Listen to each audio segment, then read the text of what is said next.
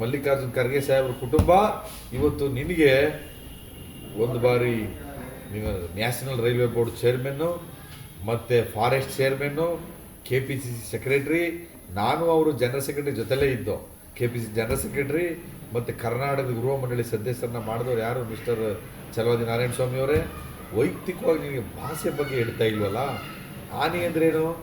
ಮಲ್ಲಿಕಾರ್ಜುನ್ ಖರ್ಗೆ ಸಾಹೇಬರು 9 ಬಾರಿ ವಿಧಾನಸಭೆ, 2 ಬಾರಿ ಲೋಕಸಭೆ, 12 ಬಾರಿ ಸ್ಪರ್ಧೆ ಮಾಡಿ 12 ಬಾರಿ ಗೆದ್ದು ಇವತ್ತು ಲೋಕಸಭೆ ವಿರೋಧ ಪಕ್ಷ ನಾಯಕರಾಗಿ, ರಾಜ್ಯಸಭೆಯಲ್ಲಿ ವಿರೋಧ ಪಕ್ಷ ನಾಯಕರಾಗಿ, ಆಲ್ ಇಂಡಿಯಾ ಕಾಂಗ್ರೆಸ್ನ ಅಧ್ಯಕ್ಷರಾಗಿ ಸಮಗ್ರವಾದಂಥ ಅಭಿವೃದ್ಧಿಯನ್ನು ನಾಯಿ ಯಾರಾದರೂ ಕರ್ನಾಟಕ ರಾಜ್ಯದಲ್ಲಿ ಯಾವ್ದಾದ್ರು ರಾಜಕಾರಣಿ ಇದ್ದರೆ ಅದು ಮಿಸ್ಟರ್ ಛಲವಾದಿ ನಾರಾಯಣ ಸ್ವಾಮಿ. ಈ ಅತ್ತಗಿದ್ದಾಗ ಬಿಸ್ಕತ್ ತಗ್ತಾ ಹೋಗ್ತಾ ಹಂಗೆ ಆ ಕ್ಯಾಟಗರಿಗೆ ಸೇರಿದವ್ರು ನಾರಾಯಣ ಸ್ವಾಮಿ.